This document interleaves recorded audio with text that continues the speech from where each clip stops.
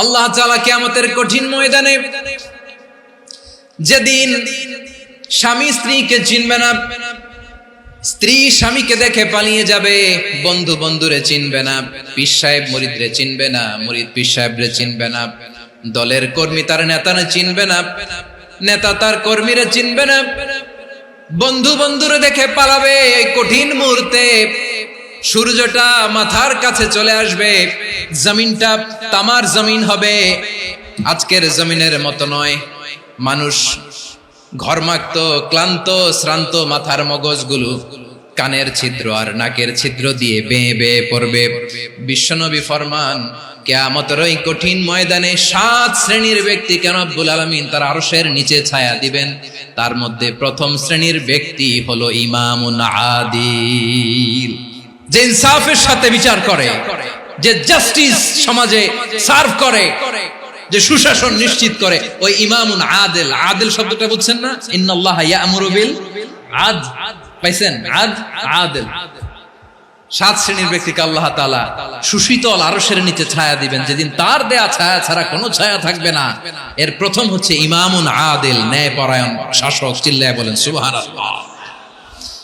আবার বিশ্বনবী বললেন, ইন্নাল মুকসিতিনা ইনদাল্লাহি আলা মানাবিরা মিন নূর আন ইয়ামিনির রহমান। কিয়ামতের দিন যারা ন্যায় পরায়ণ হিসেবে আল্লাহর সামনে দাঁড়াবে, কিয়ামতের দিন রব্বুল আলামিন তার আরশের ডান দিকে ওই ন্যায় পরায়ণ লোকদের জন্য আরশের ডান দিকে একটা নূরের মিম্বারে তাদেরকে বসার সুযোগ করে দিবে। আল্লাহর আরশের ডান দিকে ন্যায় পরায়ণ লোকদের জন্য আল্লাহ তাআলা নূরের মিম্বার বানাবে। 4টে কেন কথা মনে করেছেন? আল আদাল, জাস্টিস। ইন্নাল্লাহা ইয়া'মুরু বিল আদল। আল্লাহ তাআলা এই আদালতের নির্দেশনা দেন, সুবিচার, সুশাসন। প্রিয় ভাইয়েরা, এটা আমরা বাংলাদেশে চাই কি চাই না? এই যে অরাজকতা, এই যে অন্যায়, এই যে জুলুম, এই যে ইনকনসিস্টেন্সি, সমাজের অসঙ্গতির প্রধান কারণ জাস্টিস নাই, সুবিচার নাই, সুশাসন নাই। শেষবারের মতো আওয়াজ করে বলেন তো, আমরা বাংলাদেশে আদল চাই কি চাই না? তাহলে প্রথম নির্দেশনা শেষ। আল্লাহ তাআলা তোমাদেরকে আদলের আদেশ দেন। এরপরে আল্লাহ বললেন, আমি তোমাদেরকে ইহসানের আদেশ দেই। ইন্নাল্লাহা ইয়া'মুরু বিল আদলি ওয়াল ইহসান। আমি তোমাদেরকে যেমনি আদলের নির্দেশনা দেই, তেমনি ভাবে তোমাদেরকে ইহসানের নির্দেশনা দেই। ইহসান, আওয়াজ করে সবাই বলেন তো ইহসান। ইহসান মানে কারো প্রতি সফট হার্টেড হওয়া, মহানুভব হওয়া, অনুগ্রহ পরায়ণ হওয়া, অনুগ্রহশীল হওয়া, একে অপরের প্রতি দয়াদ্র হওয়া। একে অপরের প্রতি দয়াদ্র, অনুগ্রহশীল হওয়া ছাড়া মানবিক সমাজ কশিনকালেও গঠন করা সম্ভব না। প্রিয় ভাইয়েরা, সুন্দর আচরণ দিয়ে, ইহসান দিয়ে যা জয় করা যায়, নরম আচরণ দিয়ে যেটা অর্জন করা যায়, কঠোরতা দিয়ে সেটা পারা যায় না। বিষ্ণু ঈসা ইসলাম ইহসান দিয়ে, কোমল আচরণ দিয়ে, তার অনুগ্রহ দিয়ে তিনি অনেক কাফিরের হৃদয়কে জয় করে ফেলেছেন। সাইয়েদনা সুমামা ইবনে উসাল রাদিয়াল্লাহু তাআলা আনহুর কথা মনে পড়ে যায়। তিনি ছিলেন ইয়ামামার বাদশা। মদিনাতে বিশ্বনবীকে হত্যা করার নিয়তে এসেছিলেন। গোপনে গোপনে বিশ্বনবীকে হত্যা করে আবার ইয়ামামাতে তিনি ফিরে যাবেন। কিন্তু কি অবাক করা কাণ্ড, হত্যা করতে পারে নাই, সাহাবাদের হাতে তিনি ধরা পড়ে গেলেন। সাইয়েদনা সুমামা ইবনে উসাল রাদিয়াল্লাহু তাআলা আনহু হত্যার নিয়তে আসলেন, কিন্তু হত্যা করতে পারলেন না। সাহাবারা ওনাকে ধরে ফেললেন, ধরে মসজিদে নববীর পিলারের মধ্যে বেঁধে রাখলেন। সুমামা ইবনে উসাল, সিরাত থেকে শুনে, সিরাত থেকে শোনাচ্ছি, রাদিয়াল্লাহু তাআলা আনহু ইয়ামামার অধিপতি ছিলেন। বিশ্বনবীকে হত্যার জন্য আসছেন, ধরা পড়ে গেছেন, এখন মসজিদে নববীতে বেঁধে রাখছে, তার মানে বন্দী। এখন স্ট্যাটাস কি? বন্দী, ক্যাপটিভ। তো বিষ্ণু ঈসা ইসলাম সাহাবাদেরকে বললেন, তার খোঁজ খবর নিও, সুমামা ইবনে উসালের খোঁজ খবর নিও। সাহাবারা বলেন, ইয়া রাসূলুল্লাহ, আপনাকে হত্যা করতে এসেছে, তার তো কঠিন ক্যাপিটাল পানিশমেন্ট হওয়া দরকার, কঠিন শাস্তি হওয়া দরকার। বিশ্বনবী বললেন, না, আমি যেটা জানি তোমরা সেটা জানো না, তোমরা সুমামার সাথে ভালো আচরণ করো। বিশ্বনবী সুমামার কাছে গেলেন। প্রথম দিন যে তিনি কালেমার দাওয়াত দিলেন, ইমানের দাওয়াত দিলেন, ইসলামের দাওয়াত দিলেন, রিসালাতের দাওয়াত দিলেন, আখিরাতের দাওয়াত দিলেন। পরের দিন যে বিশ্বনবী সালাতের দাওয়াত দিলেন, যাকাতের দাওয়াত দিলেন, ইসলাম কি, কিভাবে, কেমন করে পালন করতে হয় চমৎকার আর্টিকুলেট করতে শুরু করলেন। তন্ময় হয়ে সুমামা ইবনে উসাল রাদিয়াল্লাহু তাআলা আনহু বিশ্বনবীর কথাগুলো শুনতে আরম্ভ করলো। একদিন নয়, 2 দিন নয়, টানা 3 দিন বিশ্বনবী সুমামার কাছে ইসলামকে প্রেজেন্ট করেছেন, উপস্থাপন করেছেন। আওয়াজ করে বলেন, কয় দিন? 3 দিন। 3 দিন মসজিদে নববীতে বাধা। আর সাহাবীদেরকে বললেন, তার খোঁজ খবর নিও, তোমরা যে রুটি বানাও এর মধ্যে সবচেয়ে ভালো আটার রুটিটা তারে দিও, সবচেয়ে রিফাইন্ড খেজুর, যেটা পিওর খেজুর, এটা তারে দিও। আর বিশ্বনবী নিজের উট থেকে দুধ দহন করে ওনার বাড়ির এক কর্মচারীকে বলেছেন, দুধ দহন করে সুমামার জন্য নিয়ে যেও। সুবহানাল্লাহ পড়বেন না? সবাই তো অবাক, ইয়ামামা থেকে আসছে নবীকে হত্যা করতে, বিশ্বনবী দেখে তারে জামাই আদর করে। একদিন নয়, 2 দিন নয়, টানা 3 দিন বিশ্বনবী এভাবে সুমামার কাছে যেয়ে ইসলামকে প্রেজেন্ট করতে আরম্ভ করলেন, ইসলামকে উপস্থাপন করতে শুরু করলেন। আর তাকে চমৎকার এন্টারটেইনমেন্ট, আপ্যায়ন দিতে আরম্ভ করলেন। টানা 3 দিন যখন ইসলামের দ্য বিউটিজ অফ ইসলাম, ইসলামের সুমহান বাণী, সৌন্দর্য তার কাছে উপস্থাপন শেষ, তাকে আপ্যায়ন শেষ, বিশ্বনবী বললেন সাহাবাদেরকে, যাও এবার সুমামার হাতের পায়ের রশি দুটো খুলে দাও। সাহাবারা তর্ক জুড়ে দিলেন, লা ইয়া রাসূলুল্লাহ, এমনটা করবেন না, তো ভয়ঙ্কর ভয়ঙ্কর খুনি, কি জানি কি হয়ে যায়। বিশ্বনবী বললেন, না, তার হাতে পায়ের রশিগুলো খুলে দাও। সাহাবারা বিশ্বনবীর কথা মতো তার হাতে পায়ের রশিগুলো খুলে দিল। সুমামা মুহূর্তের মধ্যে মসজিদে নববী থেকে বের হয়, ইয়ামামায় ফিরে না যে মসজিদে নববীর পাশে একটা খেজুর বাগান ছিল, সেখানে চলে গেলেন। সেখানে একটা ছোট্ট কুয়া ছিল, কুয়ার পানি দিয়ে তিনি গোসল করলেন। সুবহানাল্লাহ পড়েন।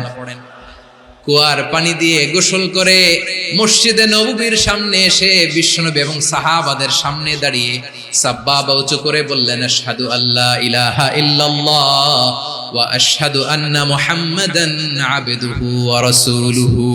আমি সাক্ষ্য দিচ্ছি আল্লাহ ছাড়া কোনো ইলাহ নাই, আর মুহাম্মদ আল্লাহ তাআলার প্রেরিত বান্দা এবং রাসূল।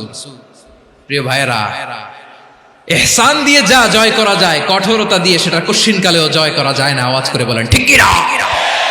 এবার সুমামা দাঁড়িয়ে বলে, ওগো নবী, আমি তো কালিমা পড়ে মুসলমান হয়ে গেলাম, এবার শোনেন, এই মুহূর্তের আগে আপনার চেহারার চাইতে নিকৃষ্ট কোনো চেহারা আমার কাছে ছিল না, কিন্তু শাহাদা পাঠ করার পরে আপনার চেহারার চাইতে উত্তম শ্রেষ্ঠ কোনো চেহারা আমার কাছে আর নাই।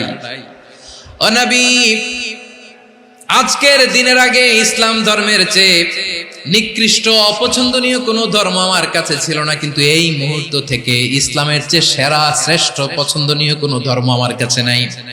নবী গো, আজকের দিনের আগে মদিনার চাইতে অপছন্দনীয় নিকৃষ্ট কোনো শহর আমার কাছে ছিল না, কিন্তু এই মুহূর্তের পর থেকে মদিনার চাইতে কোনো শ্রেষ্ঠ শহর আমার জানা নাই। সে ছিল গমের বড় ডিলার, গম বেচত। কি বেচত? তার গম কিনে মক্কার লোকেরা রুটি খাইতো। সে ঘোষণা দিল, আজকে থেকে মক্কাবাসীদের জন্য সব গম আমি হারাম করে দিলাম, মক্কাবাসী এখন না খেয়ে মরে। সুবহানাল্লাহ পড়বেন না? মক্কাবাসী বিশ্বনবীর কাছে আসলেন, এসে বললেন, মুহাম্মদ, আমরা তো তোমার ভাই, তোমার চাচা, তোমার ভাতিজা, তোমার আত্মীয়, তুমি সুমামারে বলো সে যেন আবার গমের সাপ্লাই মক্কার জন্য অনুমতি দিয়ে দেয়। বিশ্বনবীর অনুমতি ক্রমে সুমামা আবার মক্কাতে গম পাঠাতে শুরু করলো। পড়েন সুবহানাল্লাহ। ইহসান, ইহসান দিয়ে আপনি যেটা জয় করতে পারবেন, you can win the heart of your enemies. ইহসান দিয়ে আপনি আপনার শত্রুর হৃদয়কে জয় করতে পারবেন। এজন্য আল্লাহ বললেন, ওয়া আনফিকু ফি সাবিলিল্লাহি ওয়া লা তুলকু বিআইদিকুম ইলাত তাহলুকা ওয়া আহসিনু ইন্নাল্লাহা ইউহিব্বুল মুহসিনিন। তোমরা আল্লাহর রাস্তায় দান করবে আর নিজেরা নিজেদেরকে ধ্বংসের হাতে ঠেলে দিও না। তোমরা একে অপরের প্রতি ইহসান করবে, কারণ ইহসানকারীদেরকে আল্লাহ বড় ভালোবাসেন। সুবহানাল্লাহ পড়েন। আবার সূরা রহমানে আল্লাহ বললেন, হাল জাযাউল ইহসানি ইল্লাল ইহসান ফাবিআইয়ি আলা, সবাই পড়েন ফাবিআইয়ি আলাই রাব্বিকুমা তুকাযযিবান। ইহসানের প্রতিদান হিসেবে ইহসানি হয়। বিশ্বনবী সুমামার প্রতি যেমন ইহসান করেছেন, সুমামাও ঠিক তেমন ইহসান ফিরিয়ে দিয়েছে। ঠিক কিনা বলেন? তাহলে এক নম্বরে হচ্ছে আদ, ন্যায় বিচার। দুই নম্বরে সবাই বলেন ইহসান, সদাচরণ। ইহসান দুই ধরনের প্রিয় ভাইরা, ইহসান ফিল ইবাদা, ইহসান ফিল মুআমালা। ইহসান ফিল ইবাদা হচ্ছে একাগ্র অনুভবে ইবাদতে ডুব দেওয়া, এর নাম ইবাদতের ইহসান। সুবহানাল্লাহ পড়ুন। বিশ্বনবী বলেন ইহসান মানে কি জানো নাকি?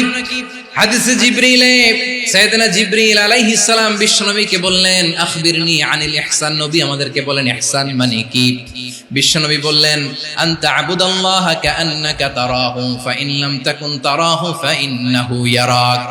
ইহসান মানে হলো এমন ভাবে তুমি আল্লাহর সামনে নিজেকে উজাড় করে ইবাদত করবে, তুমি ভাববে তুমি আল্লাহকে দেখতে পাচ্ছ।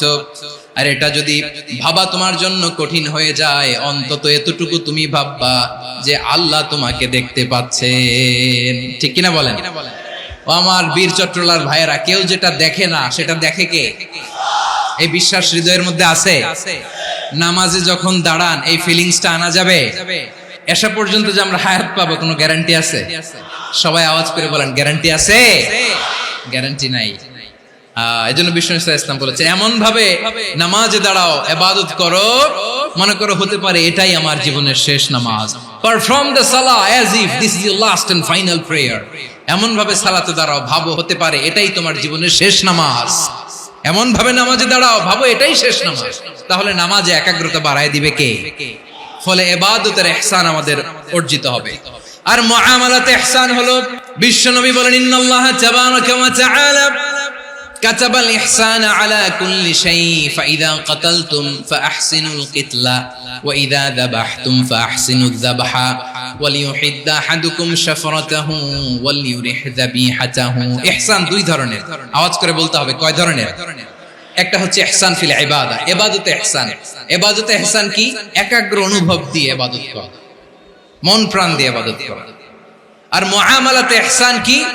সব কাজে, দৈনন্দিন কাজে, কর্মে, সামাজিক অ্যাক্টিভিটিতে কোমলতা প্রদর্শন করা, অনুগ্রহের সাথে সবকিছু করা।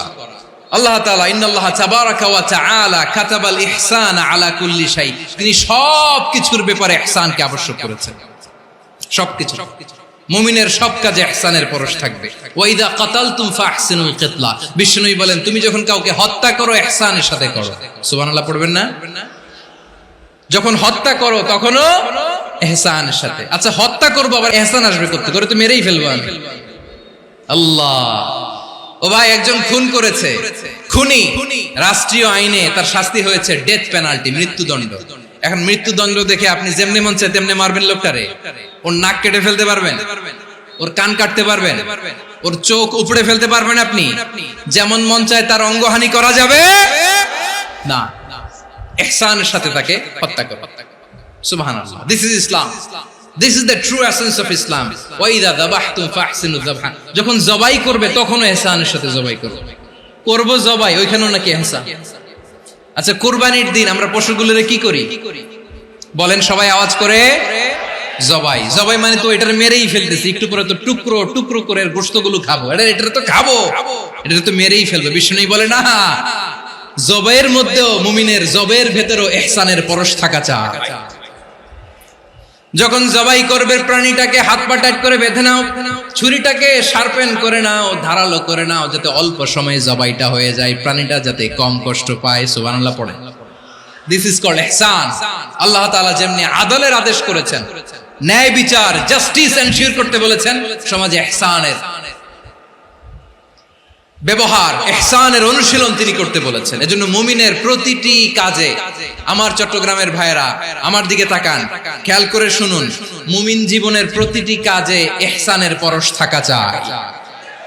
আমরা যেন আমাদের পরিবারের প্রতি ইহসান করি, আমরা যেন আমাদের কর্মচারীদের প্রতি ইহসান করি, আমরা যেন আমাদের কলিগদের প্রতি ইহসান করি, আমরা যেন আমাদের ভাইদের প্রতি ইহসান করি। মুমিন জীবনের প্রতি কাজে ইহসানের পরশ থাকার দরকার আছে না নাই?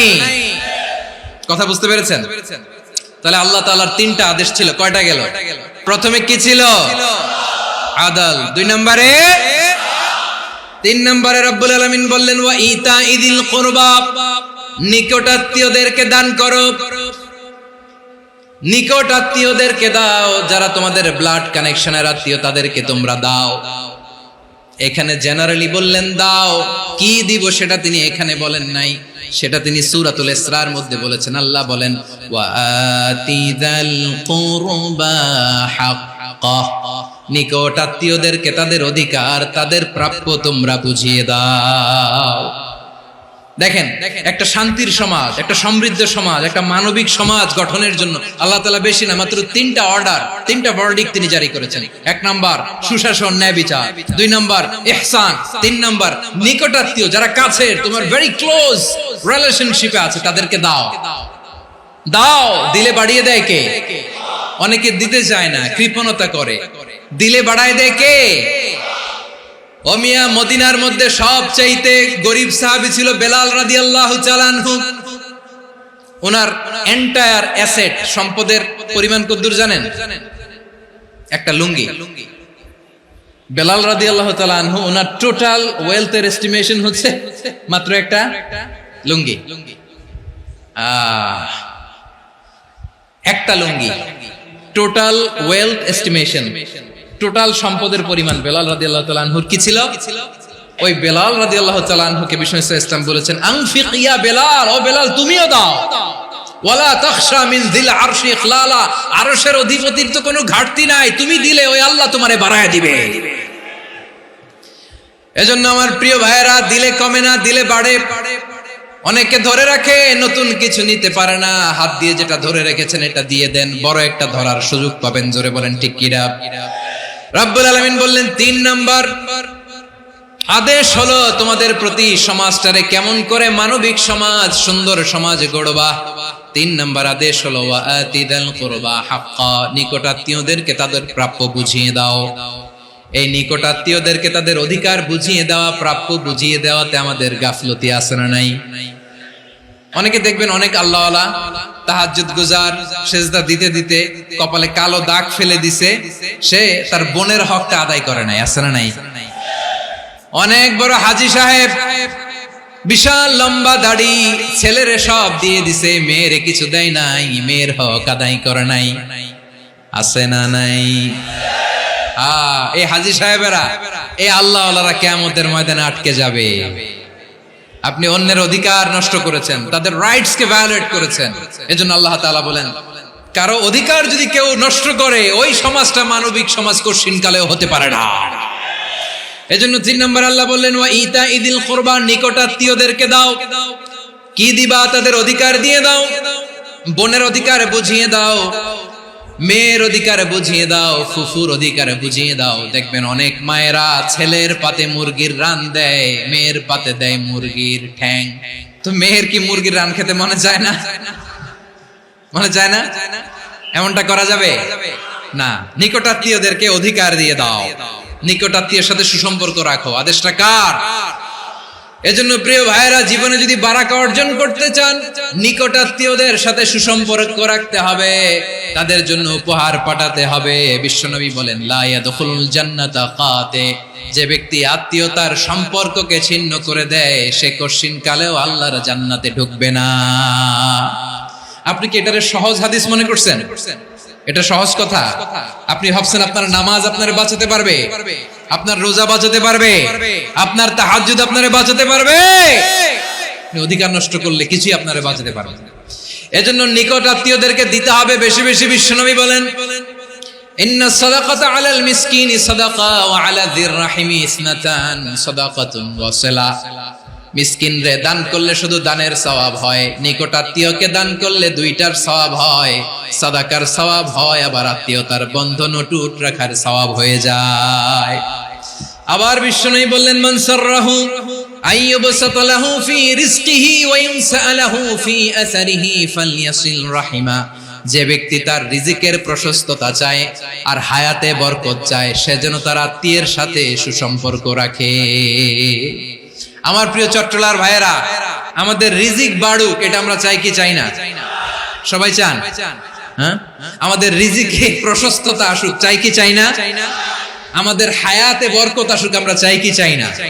এই দুইটা যদি চান তাহলে নিকটাত্মীয়দের সাথে সুসম্পর্ক রাখবেন। পারবেন? তাহলে সমাজটারে মানবিক সমাজ বানায় দিবে কে? তিনটা আদেশ চলে গেল। 1 নম্বরে কি ছিল? 2 নম্বরে, 3 নম্বরে নিকটাত্মীয়দেরকে দান। আল্লাহ তাআলা তিনটা জিনিসের যেমনি আদেশ করেছেন, অনুরূপভাবে তিনটা বিষয় তিনি বারণ করেছেন, নিষেধ করেছেন। ওগুলোর কাছেও যাওয়া যাবে। রাব্বুল আলামিন বলেন, ওয়ায়ানহা আনিল ফাহশাই ওয়াল মুনকারি ওয়াল বাগি। আমি যেমনি তিনটি বিষয়ে আদেশ করলাম, অনুরূপভাবে তিনটি বিষয়ে বারণ করলাম, নিষেধ করলাম। আমার 1 নাম্বার নিষেধাজ্ঞা হলো অশ্লীলতার প্রতি। ফাহশা, ওয়ায়ানহা আনিল ফাহশা, আল্লাহ তাআলা অশ্লীলতাকে নিষেধ করেছেন। কোন জিনিসকে? সবাই বলুন, কোন জিনিসকে? যত ধরনের, যত টাইপের, যত ক্যাটাগরির অশ্লীলতা হতে পারে সব অশ্লীলতাকে হারাম করেছেন কে? ফাহশা মানে কি? কথায়, কাজে, আচরণে, কমেন্ট, ফেসবুকের কমেন্টসে যত ধরনের নোংরামো আছে, যত ধরনের অশ্লীলতা আছে, এটাকে আরবিতে বলে ফাহশা।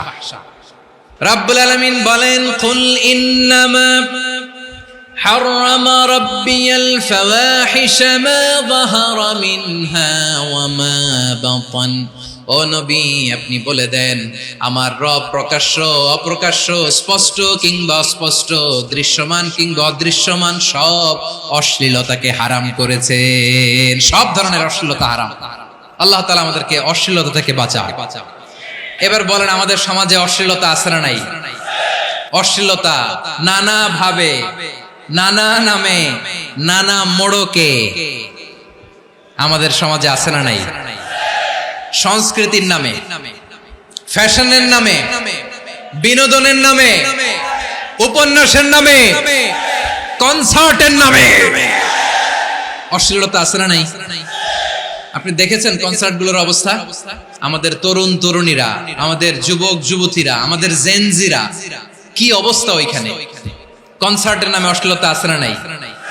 ছেলে মেয়ে একে অপরকে জড়ায় ধরতেছে, একে অপরকে চুমু খাচ্ছে, প্রকাশ্যে, দিবালোকে, গণমানুষের সামনে। আল্লাহ তাআলা এই অশ্লীলতা থেকে আমাদেরকে বেঁচে থাকতে বলেছেন। রূপালী জগতের নামে অশ্লীলতা আছে না নাই? এই টার্মটা আপনারা জানেন না? রূপালী জগৎ কি জগৎ? আসলে কি রূপালী জগৎ না অন্ধকার জগৎ? আমার বোনেরা, আপনাদেরকে যে কি বলে তারা বুঝায়, রূপালী জগৎ শুনেই আপনি ভরকে যাবেন না। রূপালী জগতে যে নারী যত বেশি উলঙ্গ, সে নাকি তত বেশি সাহসী। জানেন? বলে এটা একটা সাহসী নারী, খুব সাহসী পদক্ষেপ তার। যত বেশি শরীর থেকে কাপড় নামাতে পারবে, যত বেশি বস্ত্রহীন হয়ে নিজেকে প্রেজেন্ট করতে পারবে, সে নাকি তত বেশি সাহসী। আমার চট্টলার ভাইয়েরা, শয়তানের প্রথমে এজেন্ডা ছিল বনি আদমকে বস্ত্রহীন করা। সে আদম এবং হাওয়া আলাইহিস সালামকে নিষিদ্ধ গাছের ফল খাইয়ে তাদেরকে বস্ত্রহীন করেছে। এই জামিনেও সে আমাদেরকে বস্ত্রহীন করতে চাইবে। এই রূপালী জগতের নামে তারা এটা করে। আমার প্রিয় বোনেরা, আপনি জানেন না আপনার দাম কত? ওরা আপনাদেরকে বিজ্ঞাপনের সস্তা পণ্য বানাতে চায়। ওরা আপনাদেরকে ওদের ভোগের লিপসার টুলস বানাতে চায়। ওরা আপনাদেরকে দিয়ে ওদের খায়েশ পূরণ করতে চায়। এটা আপনাদের জন্য মোটেও ডিগনিটি নয়, এটা আপনাদের জন্য সম্মান নয়। আপনার সম্মান শালীনতায়, আপনার সম্মান হেজাবে, আপনার সম্মান ভদ্রতায়, আপনার সম্মান আপনার ডিসেন্ট পোশাকে। পোশাক বলে দেয় এই নারীটা ভদ্র না অভদ্র। পোশাক বলে দেয় এই মেয়েটা কোন ঘরের মেয়ে। আপনি জানেন না? আপনারা সস্তা পণ্য বানায়, ভোগের পণ্য, বিলবোর্ডে আপনাকে উলঙ্গ করে উপস্থাপন করে। এই অশ্লীলতার সাথে ইসলামের কোনো সম্পর্ক। এজন্য আল্লাহ বলেন, আমি অশ্লীলতাকে হারাম করেছি। অশ্লীলতাকে হারাম করার প্রথম কারণ হলো এর মাধ্যমে মানবতাকে অপমানিত করা হয়। কারণ মানুষের সম্মান মানুষের পোশাকে। মানুষ যখন পোশাকহীন হয়ে যায়, বস্ত্রহীন হয়ে যায়, তার সম্মান কমে যায়। ঠিক কিনা? অশ্লীলতাকে হারাম করার প্রথম কারণ হচ্ছে মানুষ মানুষকে অপমান করে। একটা নারী, সে তো সম্মানিত, নারী যে কত সম্মানিত নারীর এটা বুঝেই নাই। বিশ্বনবী বলেন আদ-দুনিয়া কুল্লুহা মাতা ওয়া খায়রু মাতা'আদ দুনিয়া আল মারআতুস সালিহা। আমার বোনেরা, 5টা প্যান্ডেলে আপনারা এলইডিতে আমার আলোচনা শুনছেন, আমি জানি। আপনাদের এই গর্ভ যে কত দামি আপনি জানেন না। আপনার পেট থেকেই আসবে আগামী দিনের সালাহুদ্দিন আল আইয়ুবী। আপনার পেট থেকেই আসবে অনাগত দিনের ইমাম মাহদী আল মুনতাযর। আপনার পেট থেকেই আসবে অনাগত দিনের ফয়সাল, ওয়াসিম, মুগ্ধ, আবু সাইদের মতো বীর যোদ্ধা। আমার প্রিয় বোনেরা, আমার প্রিয় বোনেরা, বিশ্বনবীর কথার ওজন খেয়াল করেন। আদ-দুনিয়া কুল্লুহা মাতা ওয়া খায়রু মাতা'আদ দুনিয়া আল মারআতুস সালিহা। দুনিয়ার সবকিছুই অ্যাসেট, এর মধ্যে সবচেয়ে দামি অ্যাসেট নেককার নারী। আপনার গর্ভ যে কত দামি আপনি জানেন না। নিজের সময়টাকে কাজে লাগান, কোরআন পড়েন, সুন্নাহ পড়েন। আপনার অনেক দায়িত্ব ঘরে। You are the MD of your family. একটা family it's a very big institution. পরিবার একটা অনেক বড় প্রতিষ্ঠান। And you are the MD of your institution. আপনি এই পরিবারের MD, managing director of your family. এখানে আপনার কত দায়িত্ব। আপনি ছেলে মেয়েদেরকে তারবিয়া করবেন, আপনি আপনার স্বামীর জন্য ঘরটারে জান্নাতের নীর বানাবেন, আপনার জন্য জান্নাতের ডুপ্লেক্স বাড়ি ওইখানে তৈরি করে রাখবে কে? আপনি যে কত দামি আপনি জানেন না। নারীদেরকে আল্লাহ বানিয়েছেন উচ্চতর করে, নিম্নতর নয়। নারীদেরকে ছোট্ট জিনিস দিলে এটারে বড় করে দেয়। নারীদেরকে ভ্রূণ দিলে, শুক্রাণু দিলে নারী এটারে বাচ্চা হিসেবে উপহার দেয়, ঠিক কিনা? বিয়ের মাধ্যমে স্বামী যখন তার শুক্রাণু তার স্ত্রীকে উপহার দেয়, স্ত্রী রিটার্নে কি উপহার দেয়? ফুল ফর্ম বেবি, মানব সন্তান। দেখছেন, আপনি দিলেন একটুকুনি, দিছে বিশাল। আপনি যদি নারীকে বাজার এনে দেন, নারী এটাকে সুস্বাদু খাবারে রূপান্তর করে দেয়। আপনি তাকে একটা মুচকি হাসি দিয়ে দেন, সে তার কলিজা দিয়ে দেয়। কিন্তু যদি আপনি তার মনে কষ্ট দেন, সে আপনার জীবনকে জাহান্নাম বানায়া দেন। নারীর মন বুঝতে পারলে নেয়ামত, বুঝতে না পারলে কিয়ামত। আমার প্রিয় বোনেরা, আপনি যে কত দামি আপনি জানেন না। অনেক দামি আপনি। আপনাদেরকে যেন ভোগের সস্তা পণ্য বানাতে না পারে, আপনাদেরকে সচেতন থাকতে হবে। তাহলে কেন আল্লাহ তাআলা এই ফাহশা অশ্লীলতাকে হারাম করলেন? 1 নাম্বার, এতে হিউম্যান ডিগনিটি কমে। 2 নাম্বার, এতে মানুষের অধিকার নষ্ট হয়। আপনি বিয়ে করেছেন, এরে পরকিয়া করেন, ওর সাথে এরকম আছে না নাই? স্ত্রীর অধিকার নষ্ট করেছেন। আপনি বিবাহ সম্পর্কে আবদ্ধ হয়েছেন তার সাথে, আপনি পরকিয়া করেন ওই ছেলের সাথে, আপনি আপনার হাজবেন্ডের সাথে বিট্রে করেছেন।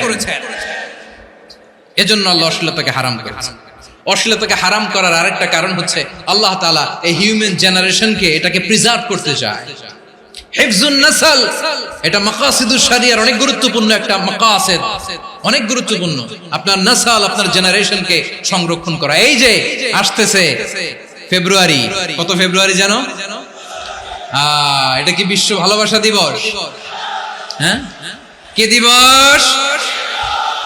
এই বিশ্ব ভালোবাসা দিবসের সাথে মুসলমানদের কোনো সম্পর্ক নাই। আমার প্রিয় ভাইরা, এই যে আপনি অবৈধ সম্পর্কে জড়ালেন, কেন আল্লাহ অশ্লীলতাকে হারাম করেছে দেখেন। বলতেছিলাম যে এটা আপনার নাসল, আপনার জেনারেশন, আপনার লিনিয়েজ, আপনার বংশকে প্রিজার্ভ করা। কে কার বাবা, কে কার মা, বাবা মা জানা, প্রজন্মকে প্রিজার্ভ করা, এটা ইসলাম ওয়াজিব করে দিয়েছে। এই যে অবৈধ সম্পর্কের কারণে, বিশ্ব বেহায়া দিবসের কারণে, এগুলোর আউটকাম, আউটপুট হিসেবে মাঝে মাঝে এই ঢাকা মেডিকেলের ডাস্টবিনে নবজাতকের বাচ্চার কান্নার আওয়াজ শুনতে পাওয়া যায়। চট্টগ্রাম মেডিকেলের ডাস্টবিনে নবজাতকের কান্না শুনতে পাওয়া যায়। বীর চট্টলার মুসলমানেরা বুঝতে পারলে আওয়াজ করে বলেন, এই যে চট্টগ্রাম মেডিকেলে যে নবজাতকটা পাওয়া গেল, ওর বাবাকে আমাকে বলেন, ওর মাকে, ও কোন ফ্যামিলির সন্তান কেউ জানে? আপনি হিউম্যান ডিগনিটিকে অপমান করেছেন না? আপনি তার ভবিষ্যৎকে অন্ধকার করেছেন না? আপনি তার লিনিয়েজকে প্রশ্নবিদ্ধ করে দিয়েছেন না? এই জন্য আল্লাহ তাআলা অশ্লীলতাকে আমাদের জন্য হারাম করে দিয়েছেন। পড়েন সুবহানাল্লাহ। এই জন্য রাব্বুল আলামিন বলেন, কুল ইন্নামা হারাম রাব্বিয়াল ফাওয়াহিশা মা যাহারা মিনহা ওয়া মা বাতান। প্রকাশ্য অপ্রকাশ্য সব অশ্লীলতাকে হারাম ঘোষণা করে দিয়েছে কে? আবার দুনিয়ার বুকে যারা অশ্লীলতার প্রসার করে তাদের জন্য শাস্তি মজুদ রেখেছে কে? রব্বুল আলামিন বলেন ইন্নাল্লাযীনা ইউহিব্বুনা আন তাশিআল ফাহিশাতু ফিল্লাযীনা আমানু লাহুম আযাবুন আলীমুন ফিদ দুনিয়া ওয়াল আখিরাতি ওয়াল্লাহু ইয়ালামু ওয়া আনতুম লা তা'লামুন।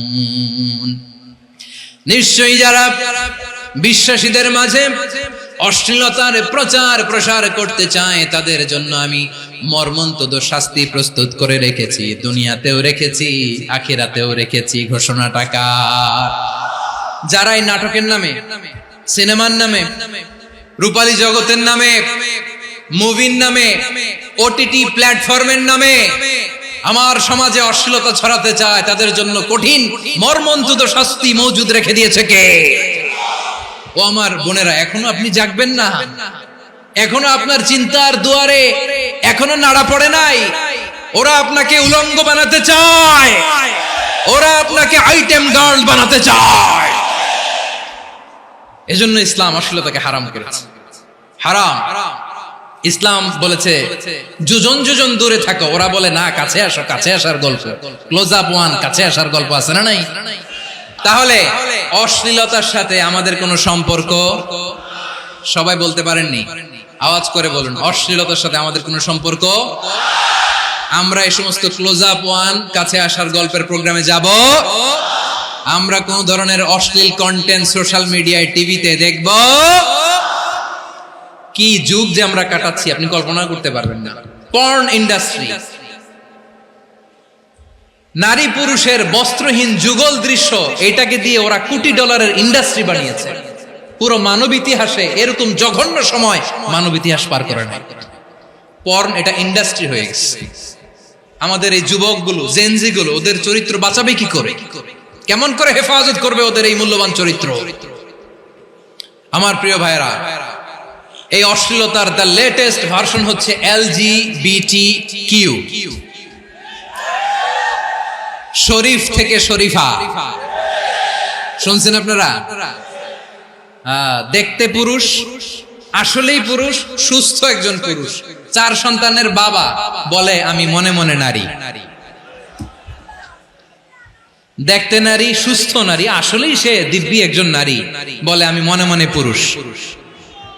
সবচেয়ে ভয়ঙ্কর অশ্লীলতার সবচাইতে লেটেস্ট ভার্সন হচ্ছে এই ট্রান্সজেন্ডারিজম।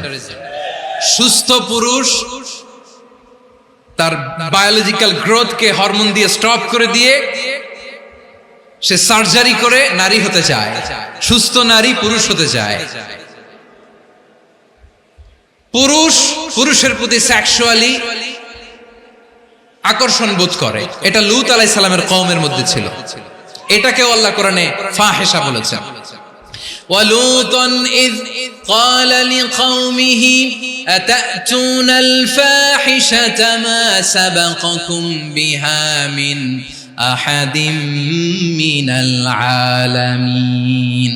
লূত আলাইহিস সালাম বললেন, তোমরা কি এমন এক অশ্লীল কার্যক্রমে ডুব দিলে নাকি যেটা গোটা বিশ্বের কেউ কখনো করে নাই, তোমরাই প্রথম করেছো? পড়েন নাউযুবিল্লাহ। এই পশ্চিমের এই রোগ আমার দেশে যেন আসতে না পারে, আমাদের সজাগ থাকতে হবে। প্রিয় ভাইরা, চিল্লায় বলেন ঠিক কি না? পশ্চিমের অবস্থা ভয়ঙ্কর। পাশ্চাত্যে, আমি যুক্তরাষ্ট্রে ছিলাম অনেকদিন, কয়েক মাস, বিভিন্ন স্টেটে ঘুরেছি। গার্ডিয়ানরা উদ্বিগ্ন, ছেলে মেয়েদেরকে, ছোট্ট ছেলে মেয়ে, ওদেরকে জিজ্ঞেস করে, তুমি how do you feel right now inside yourself? তুমি ভিতরে ভিতরে কেমন ফিল করো? তোমার কি ছেলে ছেলে লাগে না মেয়ে মেয়ে লাগে?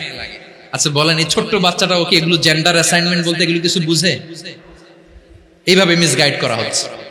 কৌতূহল বশত ছোট্ট ছেলে যদি বলে আমার তো মেয়ে মেয়ে লাগে, তখন বলে যে না তুমি মেয়ে, ছেলে না। মা বাবা বাধা দিলে ওকে আলাদা গভর্নমেন্ট হাউসে নিয়ে যায়। ভয়ঙ্করতম অবস্থা। আমরা একটা সময় শুনতাম যে হুজুর আমার ছেলেটা খুব ভালো, হাফেজে কোরআন, আল্লাহওয়ালা। হুজুর আমার ছেলে দাড়ি রাখছে, আল্লাহওয়ালা। হুজুর আমার ছেলে 5 ওয়াক্ত সালাত জামাতের সাথে পড়ে, তার মানে আল্লাহওয়ালা। পশ্চিমে যে আমি কি শুনছি জানেন? ওরা বলে হুজুর আমার ছেলেটা ইউনিভার্সিটির একটা মেয়ের সাথে প্রেম করে, ও খুব আল্লাহওয়ালা, হুজুর দোয়া করবেন। এর কারণ ওদের কাছে আল্লাহওয়ালার ক্রাইটেরিয়া হচ্ছে, হুজুর আমার ছেলেটা আরেক ছেলের পছন্দ করে নাই, আমার মেয়েটা আরেক মেয়েকে ভালোবাসে নাই, এজন্য আমার ছেলেটা আল্লাহওয়ালা, হুজুর ওর জন্য একটু দোয়া করে দিয়ে। কি চ্যালেঞ্জ ওরা ফেস করতেছে। ওনার ছেলে যে আরেক ছেলেরে বিয়ে করবে না, এটাতেই উনি খুশি যে আলহামদুলিল্লাহ আমার ছেলেটা একটা মেয়েরে ভালোবাসে, আমার মেয়েটা একটা ছেলেরে ভালোবাসে, মানে এটা খুব আল্লাহওয়ালা। নাউজুবিল্লাহ পড়তে পারলেন না? এজন্য অশ্লীলতার সাথে আমাদের কোনো সম্পর্ক। রাব্বুল আলামিন বলেন ওয়ায়ানহা আনিল ফাহশাই ওয়াল মুনকারি ওয়াল বাগি, তিনটা জিনিসকে আমি নিষিদ্ধ করলাম। এক নাম্বার হলো ফাহশা, অশ্লীলতা। দুই নম্বরে হলো মুনকার, সমস্ত মন্দ কাজ। মুনকার মানে হচ্ছে যত মন্দ কাজ, খারাপ কাজ, বাজে কাজ, এটার বলে মুনকার। এটার কি বলে? আপনারা পড়ছেন না, তা'মুরুনা বিল মা'রুফি ওয়া তানহাউনা আনিল মুনকার। সৎ কাজের আদেশ, অসৎ কাজের নিষেধ। মুনকার, মুনকার হচ্ছে মানুষের স্বাভাবিক বিবেকবোধ যেটাকে খারাপ বলে, ওইটাই মুনকার। পৃথিবীর সব আসমানি গ্রন্থ যেটাকে খারাপ বলেছে, মানুষের স্বাভাবিক বিবেকবোধ যেটাকে খারাপ বলেছে, এগুলো সব মুনকার। যেমন ইফতিজিং, এটা কি ভালো না খারাপ? মজুদদারি, খাদ্যে ভেজাল দেওয়া, ওজনে কম দেওয়া, মাছে ফরমালিন মিশানো, চাঁদাবাজি, টেন্ডারবাজি, দখলবাজি, এগুলো আমাদের স্বাভাবিক বিবেকেই বলে এগুলো খারাপ, এগুলো হচ্ছে মুনকার। আল্লাহ তাআলা এই মুনকার থেকে আমাদেরকে বেঁচে থাকতে বলেন, আর শয়তান এই মুনকারের প্রতি আমাদেরকে উদ্বুদ্ধ করে। আল্লাহ তাআলা বললেন, ইয়া আইয়ুহাল্লাযীনা আমানু লা তাত্তাবিউ খুতুওয়াতিশ শাইতান ওয়া মান ইয়াত্তাবি' খুতুওয়াতিশ শাইতানি ফাইন্নাহু ইয়া'মুরু বিল ফাহশাই ওয়াল মুনকার। আল্লাহ বললেন, আমার গোলামেরা শোনো শোনো, ও আমার বিশ্বাসী বান্দারা খবরদার, তোমরা কশিনকালেও শয়তানের পদাঙ্ক অনুসরণ করবে না, কারণ শয়তান তোমাদেরকে অশ্লীলতা এবং মন্দ কাজের দিকে উদ্বুদ্ধ করে। আমাদের কাজ হচ্ছে শয়তান আমাদেরকে যেদিকে নিতে চায় আমরা তার উল্টা দিকে যাব। শয়তান এই মন্দ কাজকে আমাদের কাছে বিউটিফাই করে, চাকচিক্যময় করে আমাদের সামনে উপস্থাপন করে। এজন্য আল্লাহ বলেন মুনকারকে থামাতে হবে, মুনকার প্রতিরোধ করতে হবে। মুনকার প্রতিরোধের দায়িত্ব শুধু আমাদের নাকি? শুধু আপনার খতিব সাহেবের, ইমাম সাহেবের, নাকি মুসলিম উম্মার সবার? আওয়াজ করে বলুন, মুনকার অসৎ কাজ প্রতিরোধের দায়িত্ব কার? রাব্বুল আলামিন বলেন, কুনতুম খায়রা উম্মাতিন উখরিজাত লিন-নাসি তা'মুরুনা বিল মা'রুফি ওয়া তানহাউনা আনিল মুনকার। তোমাদেরকে শ্রেষ্ঠ জাতি করে জমিনের মধ্যে আবির্ভূত করা হয়েছে, যাতে করে তোমরা জমিনের ভেতরে সৎ কাজের আদেশ করতে পারো আর অসৎ কাজের নিষেধ করতে পারো। উম্মাহ, কুনতুম খায়রা, তাহলে গোটা উম্মার দায়িত্ব, এটা বুঝতে পারছেন তো? আচ্ছা, আরো নিচে আসেন। এরপরে আল্লাহ বললেন, শুধু উম্মাহ না, এই জমিনের রাজত্ব আমি যাদের হাতে দেই, এই জমিনের মালিক আমি যাদেরকে বানিয়ে দেই, যাদেরকে আমি সরকারের দায়িত্ব দেই, তাদেরকেও মুনকার প্রতিরোধের দায়িত্ব দিয়েছে কে? আল্লাহ বলেন, যারা ক্ষমতার মসনদে বসেছে তাদেরকে 4 দফা কর্মসূচি আমি আল্লাহ দিলাম। আওয়াজ করে বলেন, কয় দফা? আল্লাহ বলেন, আল্লাযীনা ইম্মাক্কান্নাহুম ফিল আরদি আকামুস সালাতা ওয়া আতাউয যাকাতা ওয়া আমারু বিল মা'রুফি ওয়া নাহাউ আনিল মুনকার ওয়ালিল্লাহি আকিবাতুল উমুর। যারা এই জমিনের উত্তরাধিকার হয়েছে তারা 4 দফা কর্মসূচি নিয়ে সামনে আগাবা। সালাত কায়েম করবা, যাকাত আদায় করবা, সৎ কাজের আদেশ দিবা, অসৎ কাজ থেকে মুনকার প্রতিরোধ করবা। আদেশটা কার? আমার প্রিয় চট্টলার ভাইরা, পুরো উম্মার দায়িত্ব মুনকার প্রতিরোধ করা, সরকার প্রধানের দায়িত্ব মুনকার প্রতিরোধ করা। এরপর আল্লাহ বলেন, প্রতিটা ফ্যামিলির যিনি প্রধান, সিইও, বাবা, প্রত্যেক বাবারও দায়িত্ব এই মুনকার প্রতিরোধ করা। আওয়াজ করে বলেন ঠিক কি না? যেমনটি সাইয়েদনা লুকমান আলাইহিস সালাম ওনার কলিজার টুকরা সন্তানকে আদেশ করেছেন, ইয়া বুনাইয়া আকিমিস সালাতা ওয়া'মুর বিল মা'রুফি ওয়ানহা আনিল মুনকার। পড়েন সুবহানাল্লাহ। বাবা, ছেলেকে সবক দিচ্ছে। লোকমান আলাইহিস সালাম ছেলেকে বলতেছে, ওরে আমার কলিজার টুকরা সন্তান, ওরে আমার বাছা, নামাজ কায়েম করবা, সৎ কাজের আদেশ দিবা, আর মুনকার প্রতিরোধ করবা, অসৎ কাজ, সমাজ থেকে খারাপ কাজকে ঝেঁটে বিদায় করে দিবা। তাহলে দেখেন, আমি স্টেপ বাই স্টেপ নামলাম। পুরা উম্মার দায়িত্ব, জমিনের উত্তরাধিকারী আল্লাহ যাদেরকে বানিয়েছেন, সরকার, তাদের দায়িত্ব, প্রতিটি ফ্যামিলির প্রধানের দায়িত্ব, এরপরে বিশ্বনবী বলেন সচেতন প্রতিটি মুসলিমের দায়িত্ব সমাজ থেকে মুনকারকে উৎখাত করা। বিশ্বনবী বলেছেন, মান রাআ মিনকুম মুনকারান ফালিয়ুগাইয়িরহু বিয়াদিহি ফাইন লাম ইয়াসতাতি ফাবিলিসানিহি ওয়া ইন লাম ইয়াসতাতি ফাবিকলবিহি ওয়া যালিকা আযআফুল ঈমান। সমাজে যে মুনকার দেখবে, খারাপ কাজ দেখবে, সে যেন হাত দিয়ে সেটাকে থামায়। আমার প্রিয় ভাইরা, না থামালে আমরাই ডুববো শেষমেশ। আমাদের বাঁচার জন্য হইলেও থামাইতে হবে। রব্বুল আলামিন বলেন, ওয়াত্তাকু ফিতনাতাল লা তুসিবান্নাল্লাযীনা যালামু মিনকুম খাসসা। ও আমার গোলামেরা, ওই আযাবকে ভয় করো যে আযাব যখন আমি জমিনের বুকে পাঠাই, শুধু জালেমদেরকেই মারি না, আলেমদেরকেও মারি। আযাব যখন আসে তখন শুধু জালিমই মরে না, আলেমও মরে। জানেন, মুসা আলাইহিস সালামের পায়ে একবার লাল পিঁপড়া, তো উনি রেগে মেগে পাশি দেখে লাল পিঁপড়ার বাসা, পা দিয়ে ডলে মুছে সবগুলো পিঁপড়া মেরে ফেলছে। এই ঘটনাটা আল্লাহ ঘটিয়েছেন। এজন্য মুসা আলাইহিস সালাম ছিলেন কালিমুল্লাহ, সরাসরি আল্লাহর সাথে কথা বলতেন। তিনি আল্লাহকে জিজ্ঞেস করেছিলেন, আল্লাহ, তুমি যখন কোন জনপদে আযাব পাঠাও, শাস্তি দাও, ওখানকার শুধু জালেমরাই তো মরে না, ভালো মানুষগুলাও মরে, তো আযাব দিবা মুশরিকদের উপর দিবা, অবাধ্যদের উপর দিবা, ভালো মানুষগুলোরে মারো কেন? আল্লাহ বললেন, মুসা, তোমার যে কামড় দিছিল পায়ের মধ্যে পিঁপড়া, কয়টা পিঁপড়া? একটা পিঁপড়া, তো সবগুলারে মারলা কেন? রেগে মেগে পুরো পিঁপড়ার বাসা ভেঙে মেসাকার করলা কেন? আমি যখন অ্যাকশনে যাই, আমি যখন শাস্তি দেই, তখন এত বাস বিচার করা হয় না, বাস বিচার করা যায় না। যখন অ্যাকশনে যাওয়া হয়, ওইটা ডাইরেক্ট অ্যাকশন হয়ে যায়। চিল্লায় বলো ঠিক কিনা? এজন্য আমাদের বাঁচার জন্য হলেও এই পাপ থামাতে হবে, এই শয়তানের অট্টহাসি থামাতে হবে, অন্যায় অপরাধ সমাজ থেকে আমাদের থামাতে হবে। কারণ আযাব আসলে ওরাও মরবে, আমরাও মরব। একটা জাহাজ 2 তলা, আপনি আছেন 2য় তলায়। নিচের তলার কিছু লোক জাহাজের তলা ছিদ্র করতে আরম্ভ করছে। কি ছিদ্র করতেছে? আচ্ছা, জাহাজের তলা ছিদ্র করলে তলা দিয়ে কি ঢুকে? এখন আপনি যদি বলেন, আমার কি, আমি তো 2 তলায়, আমি তো ভালো আছি, ওরা ছিদ্র করে ওরা মরবে। আসলে কি শুধু ওরা মরবে? তলা দিয়ে যখন পানি ঢুকবে, জাহাজ ঢুকলে আপনিও মরবেন। এজন্য নিজে মরার আগে ওই পাগলগুলোর নিচতলায় যে থামাতে হবে। চিল্লায় বলেন ঠিক কিনা? এজন্য আল্লাহ বললেন, মুনকার প্রতিরোধের দায়িত্ব সমাজের টপ টু বটম সবার। এজন্য মুনকার প্রতিরোধ করার দরকার আছে না নাই? সমাজে এই যে ইফটিজিং হয়, আপনার বোনের বয়সী একটা মেয়েকে কিছু বকাটে টিটকারি করে, এই বলে সেই বলে, নোংরা কথা বলে, রাস্তায় দেখেও আপনি পাশ দিয়ে না দেখার মতো চলে যান কেন? আপনি দাঁড়ান না কেন? আপনি দাঁড়ালেই তো থেমে যাবে, কারণ সত্যের যে শক্তি, তার সামনে মিথ্যা মুখ থুবড়ে পড়ে। আপনার সামনে ও কিছুই না, নাথিং। আপনি দাঁড়ান, ওকে প্রশ্ন করেন যে আমার বোনকে তুমি ডিস্টার্ব করো কেন? আপনাকে দেখে আরো 5 জন দাঁড়াবে, 5 জনকে দেখে আরো 10 জন দাঁড়াবে। আমাদের নীরবতা আর আমাদের নিশ্চুপ থাকাই জালিমদেরকে আরো শক্তিশালী জালিম বানিয়েছে। এজন্য মুনকার প্রতিরোধের দায়িত্ব আমাদের সবার।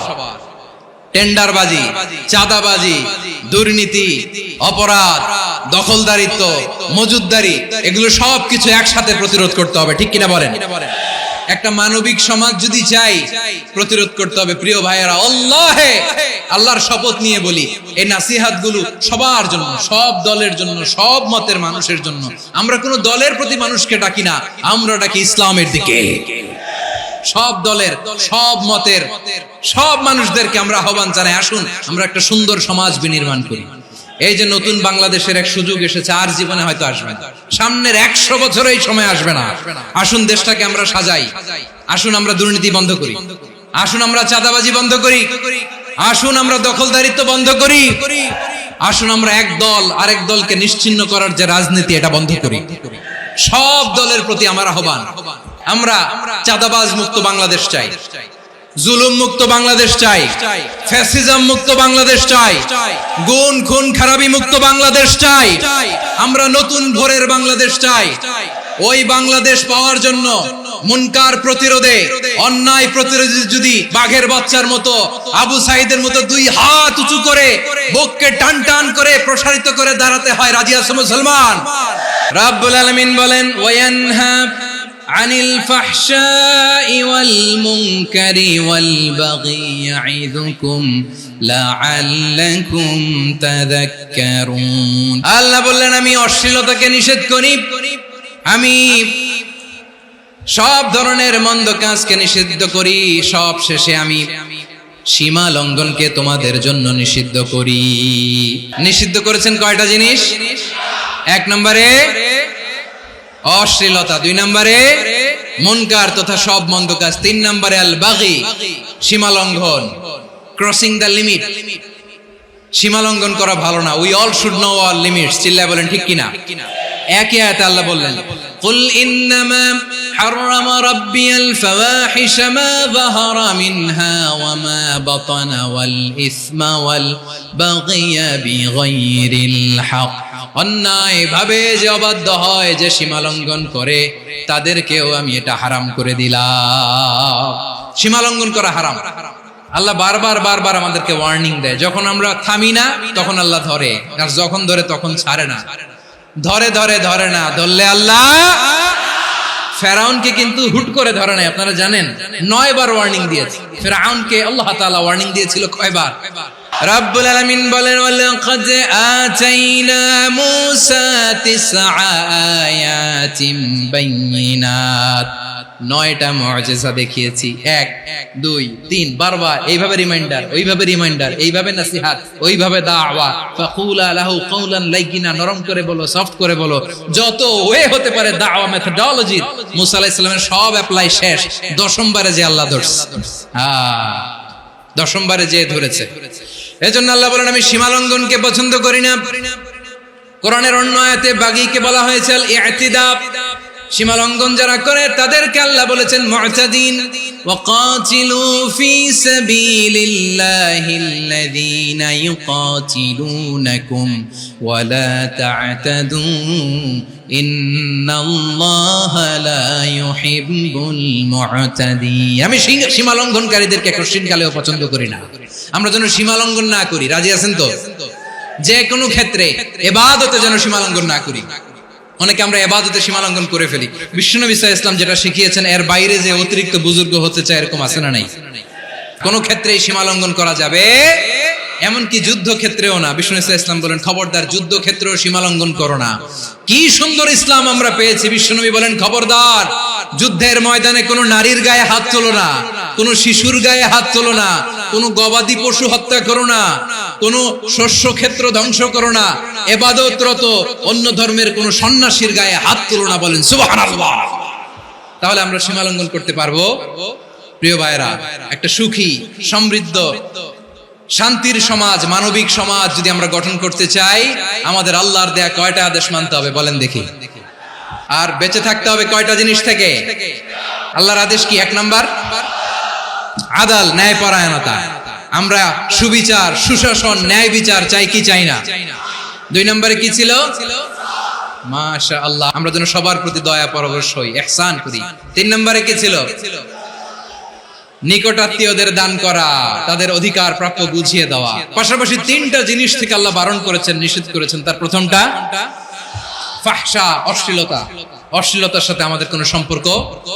2 নম্বর নিষেধাজ্ঞা কি ছিল? আল মুনকার, সমাজের যত মন্দ কাজ এগুলোকে আমরা প্রতিরোধ করব। রাজি আছেন তো সবাই? 3 নম্বরে আল বাগী, সীমালঙ্ঘন। কোন মুসলিম সীমালঙ্ঘন করে না। রাব্বুল আলামিন শেষে বললেন ইয়াইদুকুম লাআল্লাকুম তাযাক্কারুন। আল্লাহ তোমাদেরকে উপদেশ দেন যাতে তোমরা শিক্ষা গ্রহণ করো। আমরা উপদেশ দেব, আমরা জোর করে কাউরে কিছু মানাতে চাই না। লা ইকরাহা ফিদ্দিন ওয়াযাক্কির ফাইন্না যিকরা তানফাউল মুমিনিন। উপদেশ দিলে এটা মুমিনদের কাজে দেয়। লাস্তা আলাইহিম বিমুসাইতির ইন্নামা আনতা মুযাক্কির। নবী হে, আপনি রিমাইন্ডার দাতা, আপনি উপদেশ দিবেন। আমরাও বিশ্বনবীর এই হাদিসগুলো থেকে, কোরআনের আয়াত থেকে রিমাইন্ডার, এই কথামালা বাণী বাহক হিসেবে এই বাণীগুলো আপনাদের সাথে কাছে পৌঁছে দিলাম। আমরা আল্লাহ তাআলার কাছে প্রার্থনা করি, আল্লাহ আমরা যেন আদল দিয়ে আমাদের সমাজকে গঠন করতে পারি। আল্লাহ আমরা যেন ইহসান করতে পারি, আমরা যেন নিকটাত্মীয়দের দান করতে পারি। আল্লাহ যত ধরনের অশ্লীলতা, অনাচার, মন্দ কাজ, সীমালঙ্ঘন, অবাধ্যতা থেকে যেন আমরা বেঁচে থাকতে পারি। আল্লাহ তাআলা আমাদের সবাইকে কথাগুলো বোঝার ও আমল করার তৌফিক দান করুক। হাযা মা ইনদি ওয়াল ইলমু ইনদাল্লাহ আলাইহি তাওয়াক্কালতু ওয়া ইলাইহি উনীব। সুবহানাকাল্লাহুম্মা বিহামদিকা আশহাদু আল্লা ইলাহা ইল্লা আনতা আস্তাগফিরুকা ওয়া আতুবু ইলাইক।